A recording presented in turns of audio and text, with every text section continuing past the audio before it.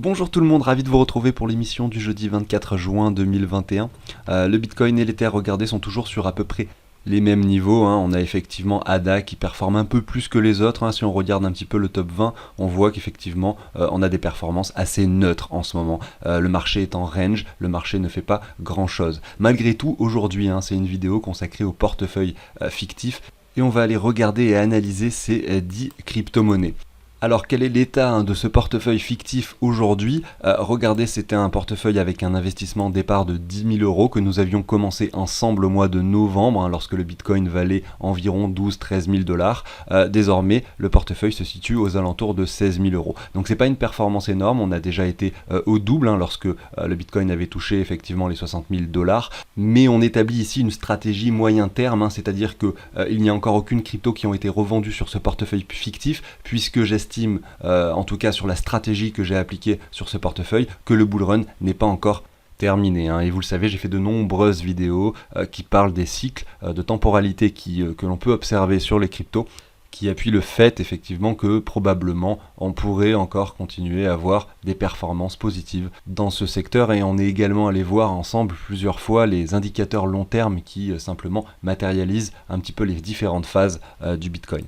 Alors, au programme aujourd'hui, comme d'habitude, on va aller voir en début d'émission, avant l'introduction, donc le Bitcoin sur un time frame assez court, et ensuite on va enchaîner du coup avec ces 10 crypto-monnaies. On va voir comment elles se comportent actuellement par rapport au Bitcoin et par rapport au dollar, et voir si justement il y a des opportunités à saisir et des alertes à se mettre également pour ce portefeuille fictif que l'on fait ensemble.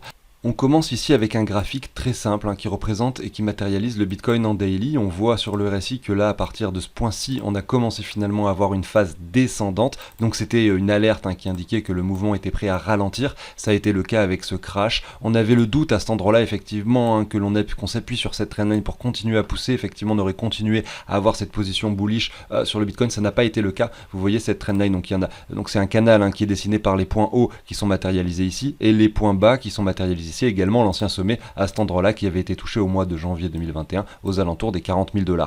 Et donc aujourd'hui, sur quelque chose d'assez court terme, je dirais de 2 semaines à 1 mois, peut-être 2 mois, si jamais on arrive à s'extirper de ce range, si ça se fait par le haut, on pourrait revenir sans aucun souci jongler sur ces niveaux-là. Et à cet endroit-là, il va falloir être prudent, puisqu'il va falloir venir s'en affranchir pour imaginer finalement avoir une continuation haussière sur le Bitcoin. Mais voilà, le cours risque d'hésiter à cet endroit-là, puisqu'on sera effectivement sur une forte résistance, puisque ça représentera également, si on reprend toute cette baisse, la zone de rechargement, effectivement ici entre les 51 000 et les 57 000 $. Donc il va falloir faire attention à l'approche de ces niveaux-là si on y retourne. Bien sûr, ça c'est pour les objectifs haussiers ici en daily. Si je me mets en monthly ou en weekly, on aurait des objectifs haussiers bien plus élevés, parce qu'en fonction du time frame, on s'adapte effectivement à la temporalité de ce que l'on est en train d'observer. Et les objectifs baissiers, tout simplement sont un petit peu plus bas. Regardez, si on se met le Fibo qui reprend toute cette hausse, on a la zone de rechargement sur laquelle nous sommes en train de jouer. Est-ce que le marché va y aller? C'est la question qu'on peut se poser. On a méché quand même 3 fois sur les 61,8, et si jamais on casse ce range sur lequel nous sommes aujourd'hui, on le casse par le bas, on pourrait sans problème ici revenir aux alentours des 22 à 20 000 $, qui représenterait également l'ancien sommet de 2018. Voilà, je vais pas à nouveau le répéter, vous l'avez compris. Ça c'est pour l'analyse en daily, tout simplement. On va aller zoomer du coup en 4 heures, et on va aller voir ce qui s'est passé depuis hier. Pour les personnes qui suivent les vidéos tous les jours, peut-être que ce que je dis, je le répète à chaque fois, vous en avez peut-être un petit peu marre. Donc on va aller voir du coup sur du 4 heures. Et on peut voir que ce range est très bien établi sur le 4 heures, comme je le disais dans une vidéo précédente. On s'amuse à chaque fois à faire des mèches un petit peu plus haut et des mèches un petit peu plus bas. On le fait dans un sens et dans l'autre, tout simplement pour liquider tout le monde. Mais malgré tout, on met le doute à tout le monde. Ici, effectivement, il y a beaucoup de personnes qui pensaient qu'on était peut-être prêt à casser. Malheureusement, on savait qu'on n'avait pas une structure très propre, donc c'était très fort probable que nous revenons sur cette zone-ci.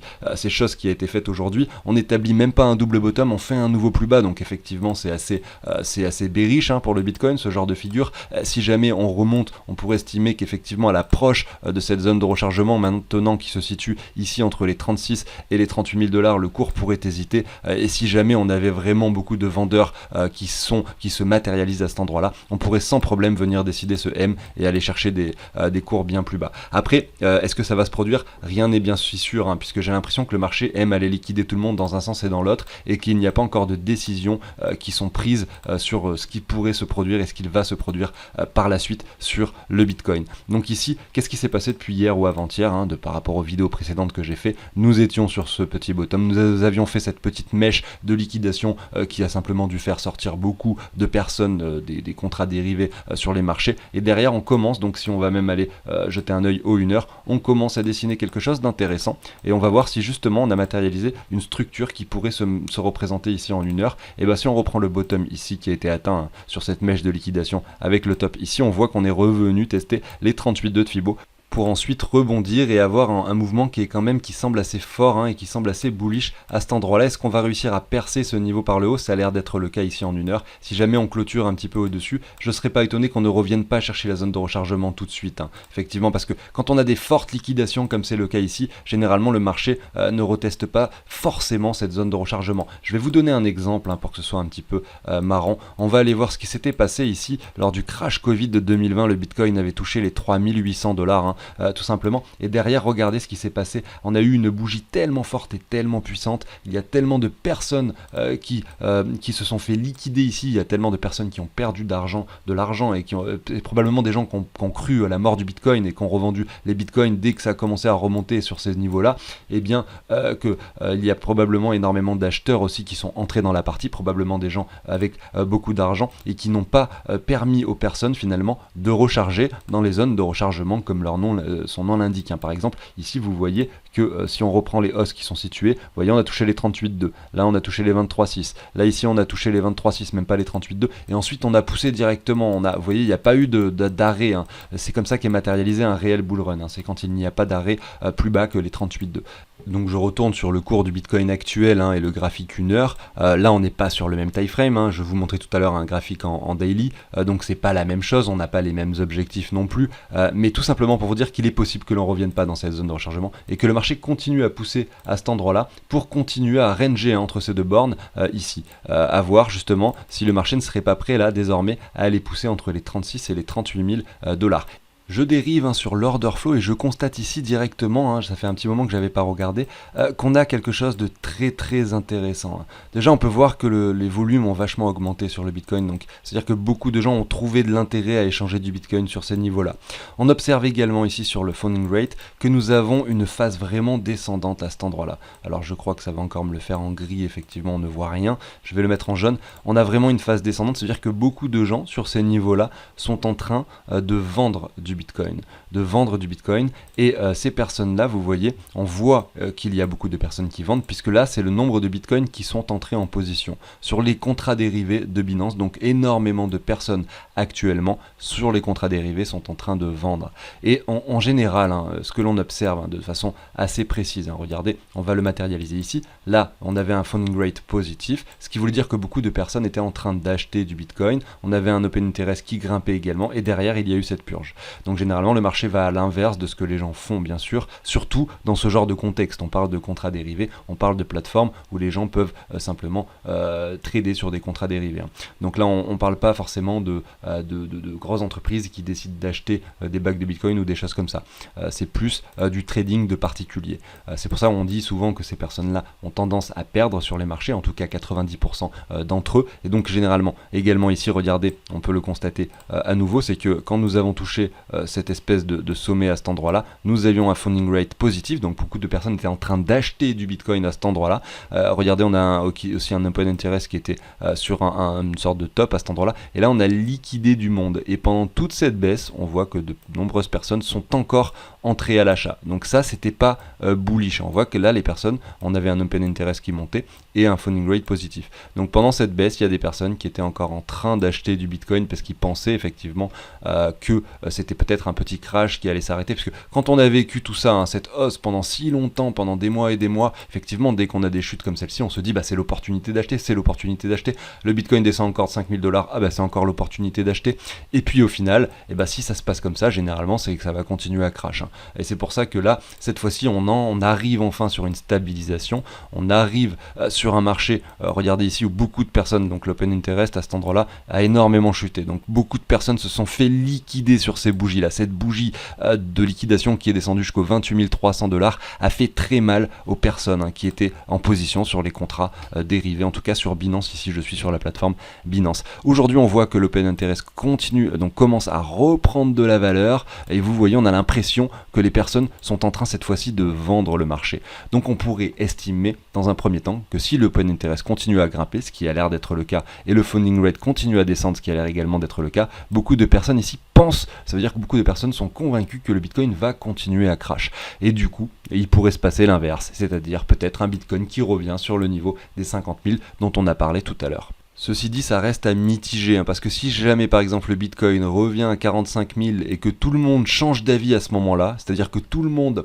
pense que le Bitcoin, ça y est reparti pour partir directement aux 100 000, et qu'à ce moment-là, on voit beaucoup de personnes avec un funding rate positif et beaucoup de personnes qui passent à l'achat, après effectivement que les personnes qui sont sorties pour rentrer à la vente se soient fait liquider, bien sûr, eh bien on pourra se dire l'inverse, effectivement, peut-être qu'on sera prêt à former cet énorme M pour aller chercher les 27 000 par la suite. C'est pour ça que c'est assez intéressant d'aller regarder cet indicateur qui est donc l'order flow en parallèle des analyses graphiques.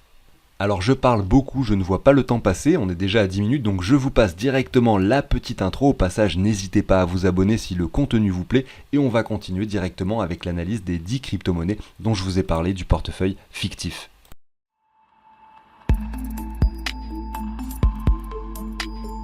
Allez, c'est parti, et pour rappel, je vous partage ce tableau sous l'échange d'une donation, vous avez le lien dans la description, vous allez pouvoir calculer vos plus et vos moins-values, vous allez mettre toutes vos transactions par rapport à l'euro, et vous allez pouvoir mettre jusqu'à 200 cryptos et avoir votre portefeuille en temps réel, même si vous avez plein de plateformes, Binance, Crypto.com, Ledger, etc. Vous mettez tout ici, vous avez les prix des coins qui s'actualisent en temps réel, vous pouvez en mettre jusqu'à 200, par exemple je mets AVE ici, hop, il y a son prix qui vient s'afficher tout seul, je les supprime, les prix s'enlèvent, vous voyez, c'est très automatisé et très simple. Je vous laisse regarder, dans la description, il y a un lien qui vous ramène sur une vidéo où j'ai beaucoup mieux expliqué le tableau pour ceux qui veulent plus d'informations. On commence avec le Bitcoin à gauche et l'Ether à droite, je les passe ces deux-là très rapidement parce que j'ai beaucoup parlé du Bitcoin juste avant. À savoir que la stratégie c'était quoi? C'était simplement d'avoir sur ces 10 000 € d'investissement de départ un pourcentage à attribuer pour chacune des cryptos. Attendez, je vais remettre les couleurs, voilà. Donc il y avait 25% pour le Bitcoin, 20% pour l'Ether, etc.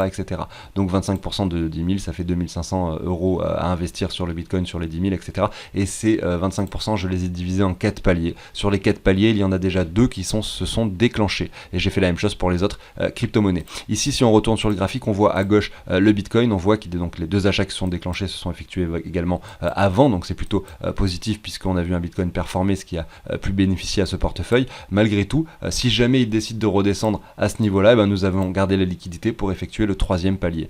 Ce niveau-là, ça représente simplement la zone de rechargement de cette hausse situé entre les 27 et les 17 000. Pour l'Ether, il y a eu 3 achats qui se sont déclenchés et également j'ai gardé de la liquidité au cas où, si jamais on devait venir sur ce niveau, cette zone qui est matérialisée par les pointillés verts, j'ai mis l'alerte, si on y va, et également ça va acheter. Donc vous voyez, je vais déclencher un achat si jamais l'Ether redescend sur ce niveau des 1500 $ environ. On va continuer du coup maintenant avec les autres cryptos et voir ce qu'il se passe.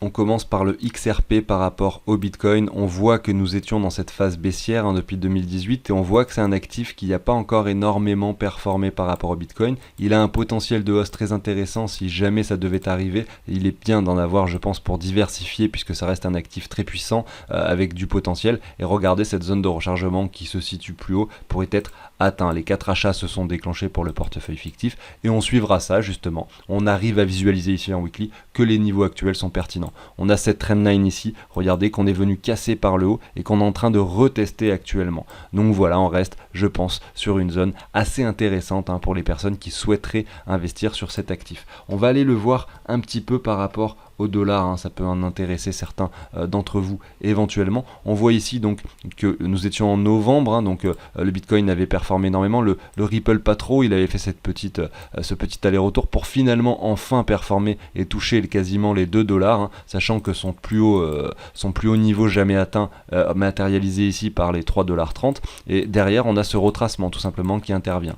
Malgré tout, on voit qu'on reste sur cette tendance haussière. On a ici un plus haut avec un plus bas, on a un plus plus haut, et là un plus bas qui n'est pas encore bien déterminé, mais voilà, si on s'arrête sur les niveaux actuels, clairement on aura une trendline qui serait matérialisée comme ceci, et on voit que les niveaux actuels sont pertinents. On peut se dessiner également une petite zone de rechargement tout simplement, et on voit qu'on est dans cette zone de rechargement également. Donc pour quelqu'un qui souhaiterait investir, effectivement c'est assez pertinent aujourd'hui, notamment parce qu'on revient chercher cet ancien sommet, parce que l'on est dans une zone de rechargement, et parce qu'on voit qu'il a du potentiel, et que regardez, dès qu'il y a un peu d'euphorie, et on arrive à avoir un cours qui passe directement de 30 centimes ici à 1,94$. Même si pendant toute cette période il a latéralisé, il n'a rien fait, effectivement on voit qu'enfin peut-être cette crypto est prête à reprendre de la valeur par la suite, pour dans un premier temps aller chercher son sommet précédent aux alentours des 3,30$. On regarde désormais Tezos XTZ par rapport au Bitcoin, il avait été très fort par rapport au Bitcoin au mois d'août et l'été dernier. Il a subi ce crash qui l'a ramené sur des niveaux très très bas,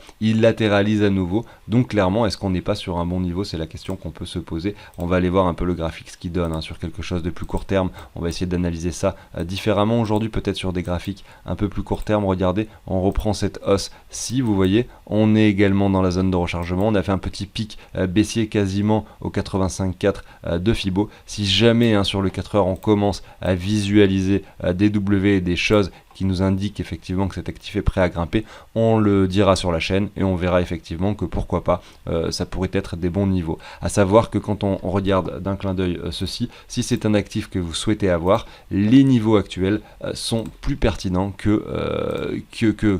d'autres périodes. Regardez ici, on se met cette trendline, on voit qu'à chaque fois on vient jouer dessus, on vient la mécher à nouveau cette fois-ci, donc clairement pour un palier d'investissement c'est très pertinent.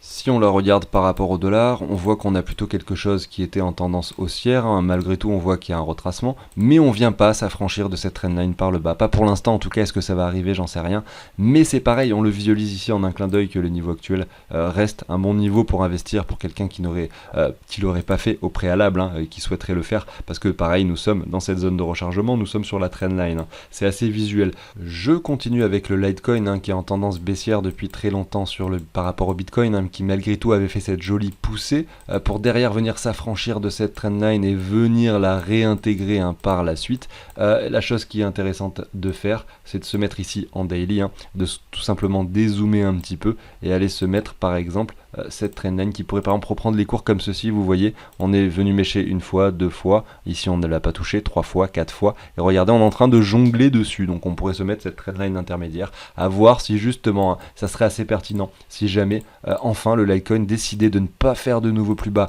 par rapport au Bitcoin, pour enfin venir s'affranchir de niveaux supplémentaires et former ce W qui enfin pourrait signifier quelque chose de bullish sur cet actif. Et si c'est le cas par la suite, l'investissement sur le niveau actuel, avec une petite somme de ce que vous voudriez mettre par exemple, serait très pertinent, puisque derrière, le potentiel de hausse reste assez important. On pourrait se le matérialiser tout simplement en reprenant le graphique comme ceci sur du plus long terme, reprendre la baisse comme ceci et voir la zone de rechargement qui est matérialisée ici entre ce niveau ci et ce niveau là, et ça représenterait donc, je vais pas dire les satoshi parce que vous voyez il y a beaucoup de chiffres, donc qui représenterait environ 400% de hausse. Et si on le regarde par rapport au dollar, il a un graphique assez pertinent également.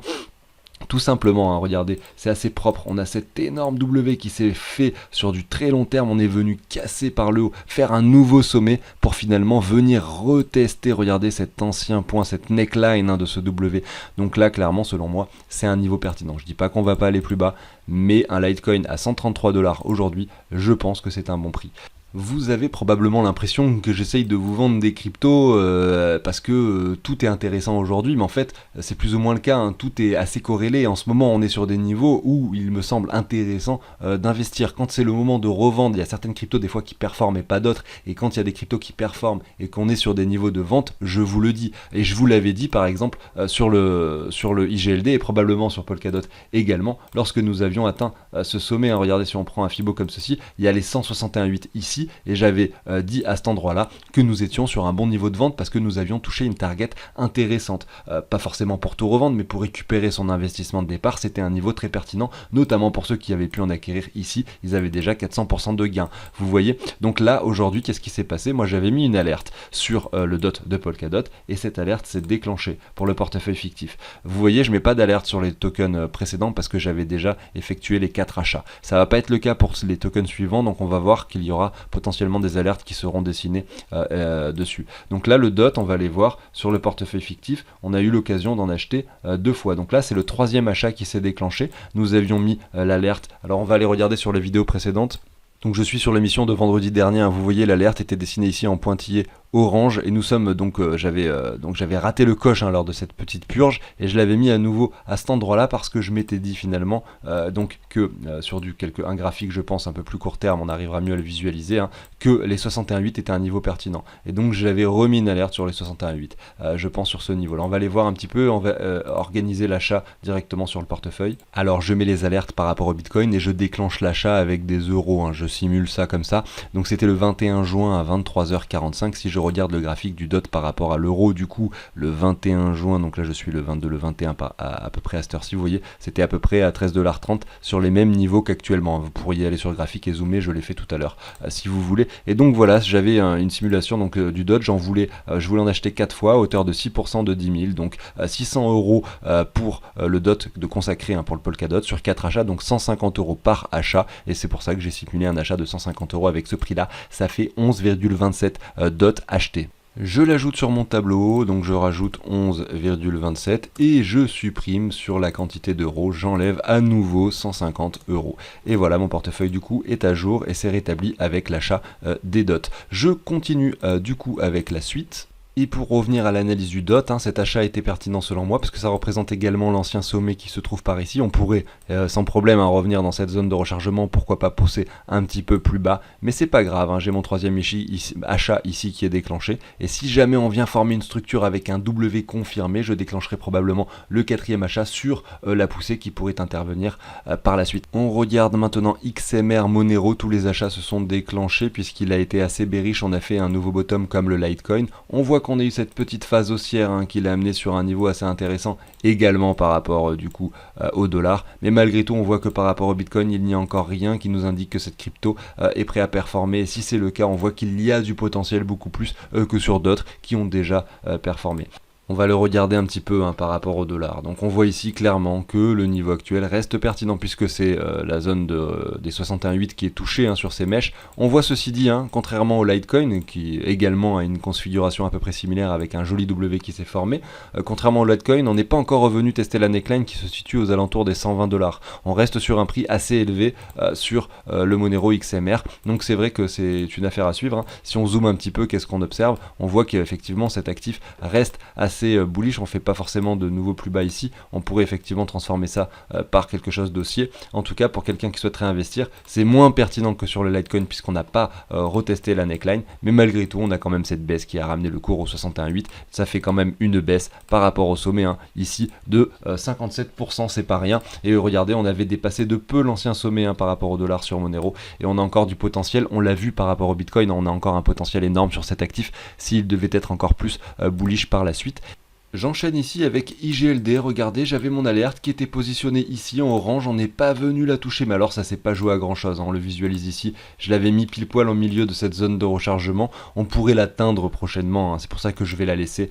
Nous sommes cette fois-ci dans la zone de rechargement par rapport au Bitcoin, on est revenu plus bas que cet ancien top que nous avions atteint. Alors je vais enlever ces lignes qui finalement sont matérialisées ici, cette ligne horizontale représentait simplement l'ancien top. Nous sommes en train de jouer, nous avons cassé par le bas cette fois-ci ces niveaux. C'est la question qu'on se posait, parce qu'on avait l'impression que le cours ne voulait pas descendre plus bas. Regardez, à chaque fois il était racheté sur ces zones là, et cette fois-ci regardez, on a jonglé dessus un petit peu pour enfin le casser et aller dans cette zone de rechargement ici par rapport au Bitcoin. On a une altcoin dominance qui baisse en ce moment, on l'a vu, c'est la raison pour laquelle la plupart retracent et reviennent sur ces niveaux pertinents. Et là on a un IGLD qui enfin revient sur des niveaux acceptables par rapport au Bitcoin, où on se dit que nous avions bien fait de garder de la liquidité pour pouvoir en acheter justement pour ce genre d'occasion. On va aller le voir du coup l'IGLD maintenant par rapport au dollar pour voir ce qu'il se passe dessus. On voit également qu'il a été assez bearish. Alors là je suis sur un time frame peut-être un petit peu trop rapproché, voilà, on se met en weekly ici. Si on reprend cette hausse cette fois-ci comme ceci, on voit que ça fait un petit moment déjà qu'on est dans la zone de rechargement.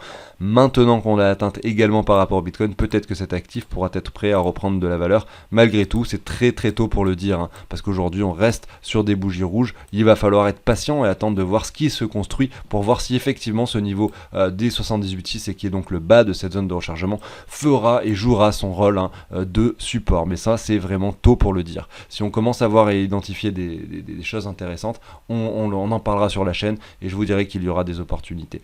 Pour quelqu'un qui souhaite investir sur plusieurs paliers et qui n'a pas commencé à acheter de l'IGLD, effectivement, là nous sommes déjà sur un premier palier qui peut être totalement acceptable quand on voit les prix qui avaient été atteints au préalable. Regardez, $250.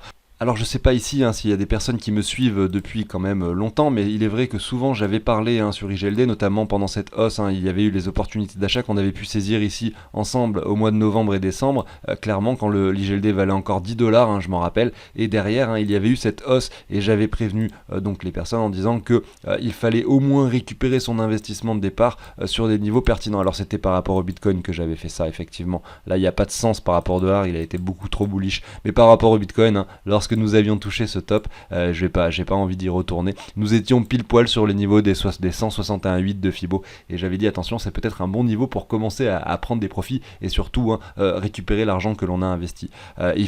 C'était surtout pas le moment d'acheter de l'IGLD et ça je l'avais bien précisé et c'est quand on voit des choses comme c'est le cas actuellement avec des retours en zone de rechargement qu'on se dit que là effectivement cette fois-ci on a des bons niveaux et j'ai l'impression de répéter qu'il y a des bons niveaux de partout, mais c'est plus ou moins le cas, on peut le voir sur les graphiques directement. On se retrouve maintenant sur SNX qui clôture et qui conclut cette figure finalement par le bas. Regardez cette figure que l'on étudie ensemble depuis déjà bien longtemps. On l'avait cassé il y a déjà une semaine ou deux, on l'avait matérialisé ici ensemble.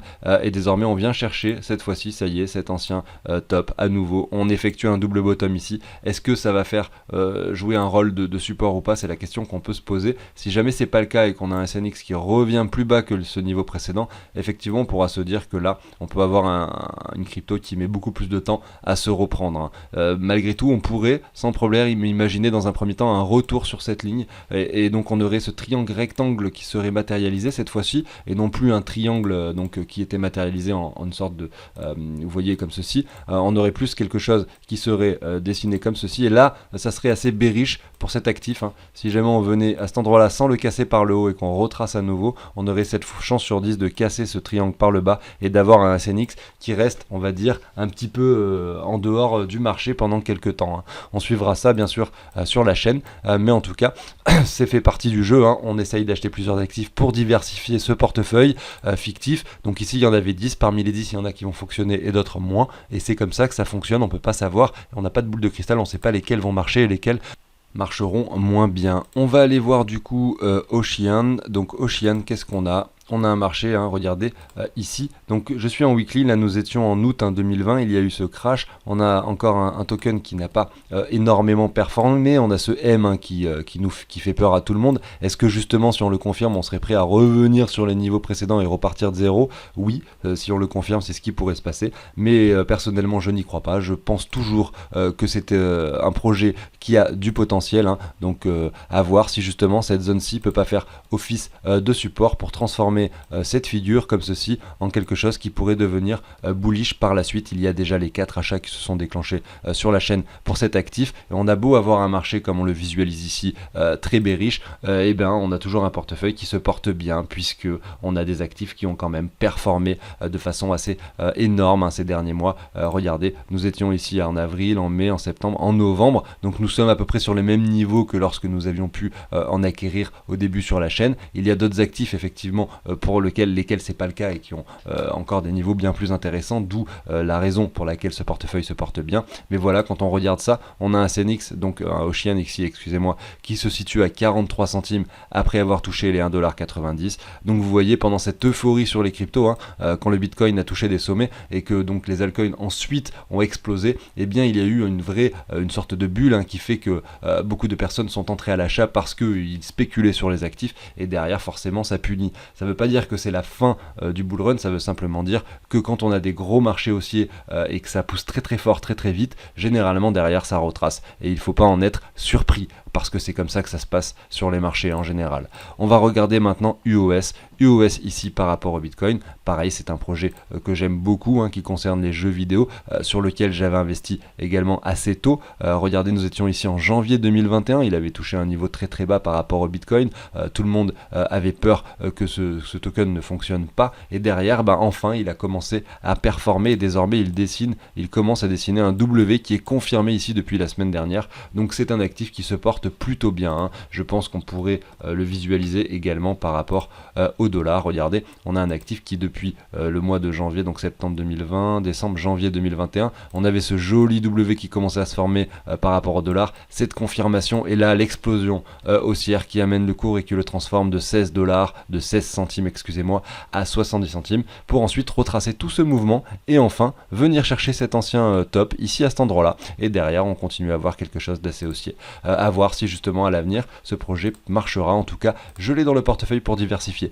Je parle pas vraiment de ce portefeuille en détail, puisque la plupart des tokens, on a eu l'occasion déjà d'en acheter 4 fois, sauf par exemple pour IGLD, pour le Polkadot, mais vous voyez, derrière, il va falloir identifier des targets de vente, et c'est ce qu'on fera à l'avenir, ensemble, par palier. Tout va se matérialiser également par rapport au Bitcoin. C'est pour ça que je l'analyse beaucoup en début de vidéo, parce que c'est lui le leader et c'est lui qui fait souvent un petit peu la pluie et le beau temps dans le monde de la crypto. En tout cas en ce moment, ça peut changer à l'avenir, mais tout ça ce sera des choses qu'on identifie et qu'on mesure au cours du temps, tout simplement. Voilà, ceci étant dit, merci à tous de m'avoir écouté. On se retrouve donc très bientôt pour des nouvelles émissions, à savoir que ce week-end je ferai des émissions spécifiques où je présenterai des projets, notamment samedi et dimanche, et après derrière, vous le savez, il y a des analyses toute la semaine. Je vous souhaite une très très bonne soirée, je vous dis à très bientôt. Salut tout le monde.